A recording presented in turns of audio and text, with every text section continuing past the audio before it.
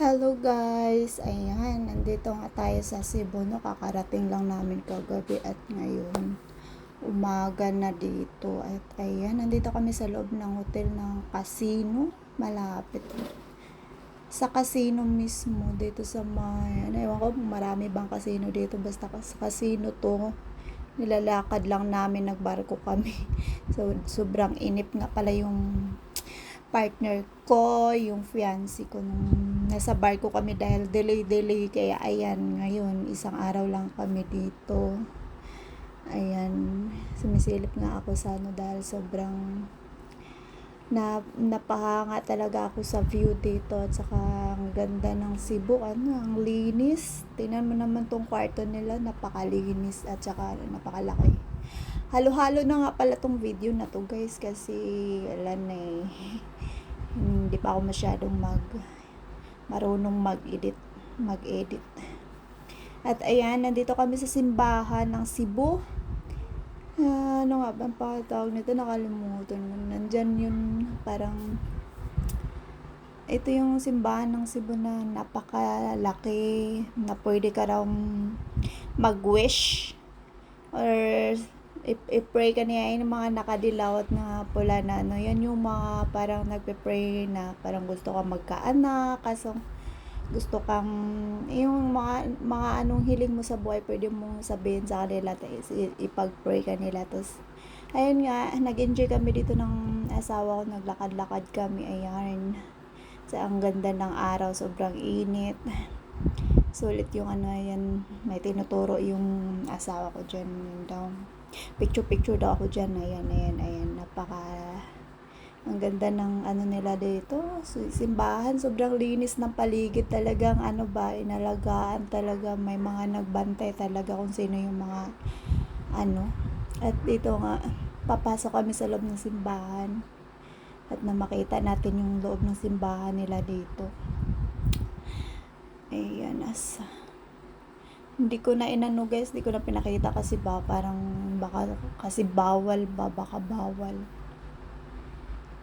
Dito na kami sa labas. Ayan. Pinagbibidyohan ko na lang yung pwedeng videohan dito. Napakaganda naman talaga, oh. Ayan. At ayan, ang dami kong ang pimples guys. Ayan, at hindi pa naayos yung pagkano nila sa buko niyan. Orange daw pero parang kalawang. Ayan, sobrang dami kong pimples dahil lagay ako ng sunblock pero hindi ako young, kaya ayun. At ayan guys, pauwi na kami, pabalik na kami doon sa hotel dahil pupunta pa kami ng Katiklan Island, Boracay. Dito na kami kasi kailangan namin habulin yung pupunta kami ng airport papuntang Katiklan.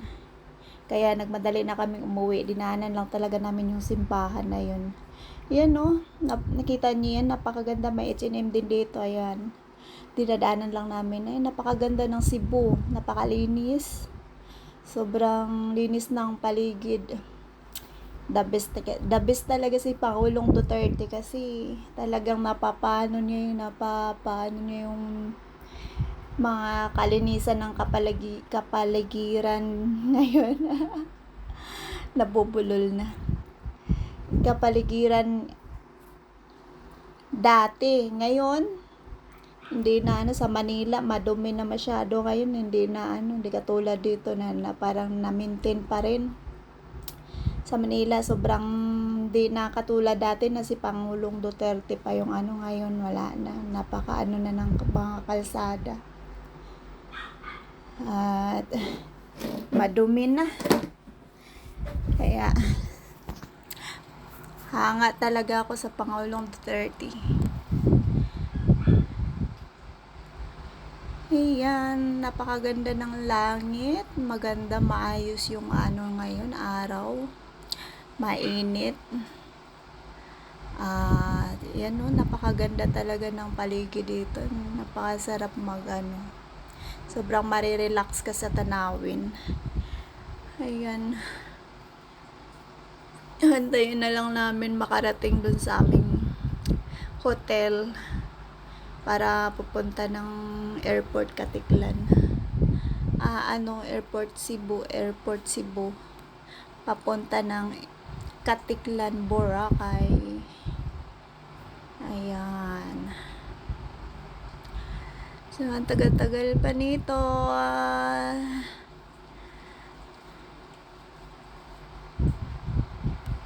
Binidyo ko lang to para makita din natin kung gaano kaganda yung Cebu.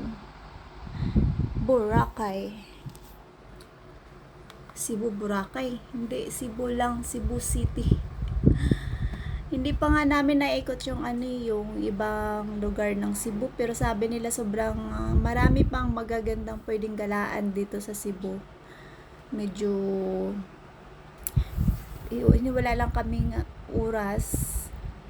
Baka balang araw magagalaan din yan, pero sa ngayon wala pa kaming oras para puntahan kasi babalik din sa work yung asawa ko, kaya ilang araw lang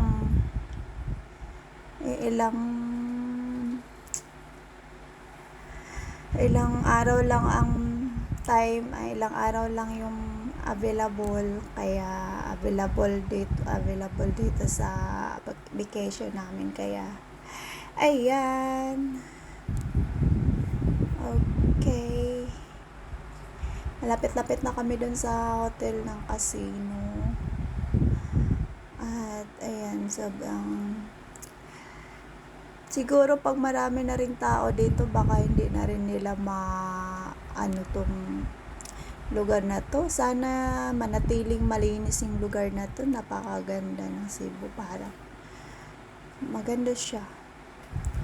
Maganda talaga siya, wala akong masabi. Maganda yung lugar kahit na maganda siya, para lang siyang Manila, pero mas maganda pa.